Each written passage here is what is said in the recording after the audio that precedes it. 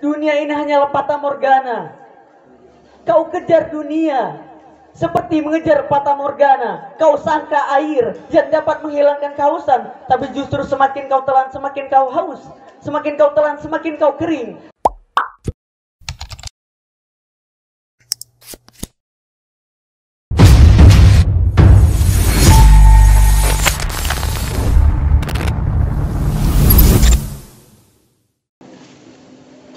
Bismillahirrahmanirrahim.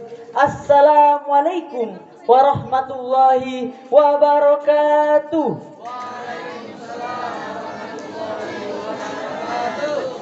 Alhamdulillah. Alhamdulillahi rabbil alamin. Assalatu wassalamu ala asrafil anbiya'i wal mursalin wa ala alihi wa sahbihi ajmain. Amma ba'du. Puji syukur kehadirat Allah Subhanahu wa ta'ala. Dialah zat yang maha ghafur. Kepadanya lah kita wajib bersyukur agar tidak menjadi hambanya yang kufur, apalagi takabur. Bersyukur atas nikmat sempat dan sehat, agar kita selamat di dunia dan di akhirat. Bersyukur sebelum mata mulai kabur, urat mulai kendur, berjalan maju mundur, lambat laun masuk kubur.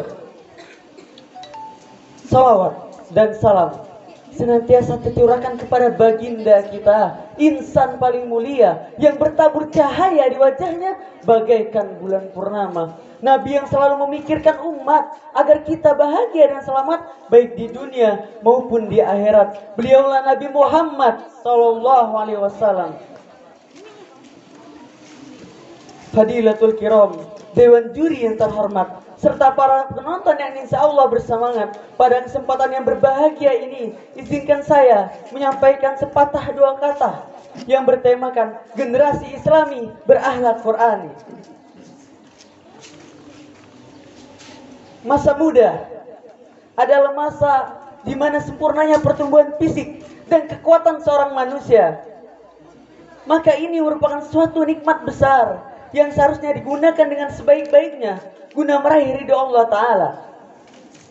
Dan sebagaimana nikmat-nikmat besar lainnya dalam diri manusia, nikmat ini pun nantinya akan dimintai pertanggungjawaban di hadapan Allah.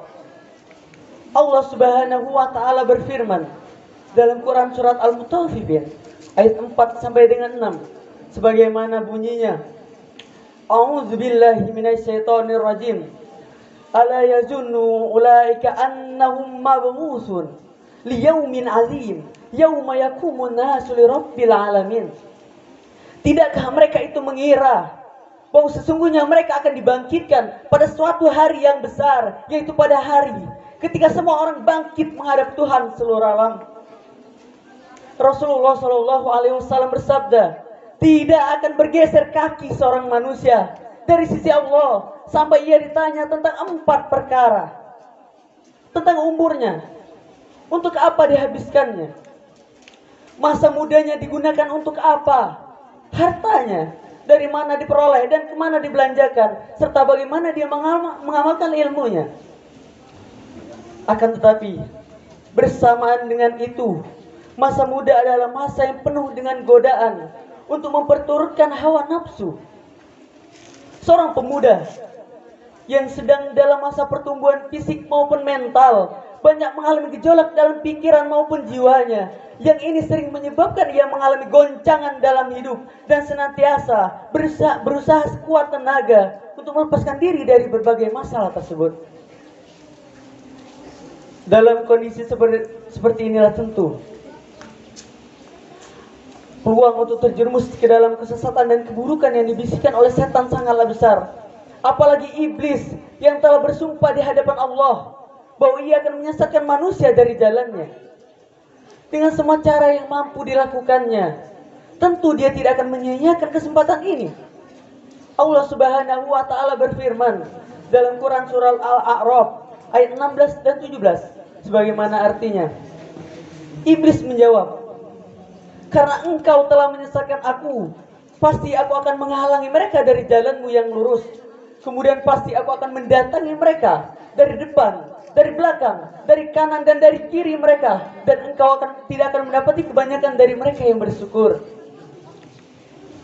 Disinilah terlihat peran besar agama Islam sebagai petunjuk yang diturunkan oleh Allah Subhanahu wa taala kepada umat manusia sebagai kebaikan dan kemaslahatan umat baik di dunia maupun di akhirat. Agama Islam sangat memberikan perhatian besar kepada upaya perbaikan mental para pemuda, karena generasi muda hari ini adalah para pemeran utama di masa mendatang, dan mereka adalah masa depan yang akan melanjutkan perjuangan para generasi tua. Oleh karena itu, banyak ayat Al-Quran dan hadis Rasulullah SAW yang menghasung kita untuk mengarahkan para pemuda kepada kebaikan, karena jika mereka baik, umat ini akan memiliki masa depan yang cerah, dan generasi tua akan digantikan oleh generasi muda yang soleh, insya Allah.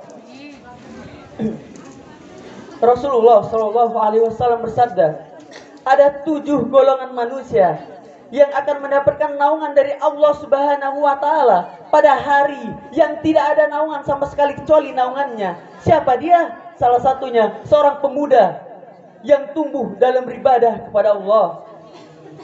Pemuda-pemuda di luar sana mungkin sibuk dengan handphonenya, sibuk dengan motornya, sibuk dengan pacarannya. Maka kita yang telah dipilih oleh Allah ini jangan malah ikut-ikutan. Mungkin di sini ada yang pernah ngeluh capek ngaji, capek ngapal. Nggak apa-apa capek sedikit, dunia ini memang tempatnya capek, karena memang tempat beramal, tempat kita mengumpulkan bekal kita untuk pulang. Capek nggak apa-apa, kalau nggak mau capek ya pulang. Imam Ahmad bin Hambal ketika ditanya, kapankah waktu seorang hamba beristirahat?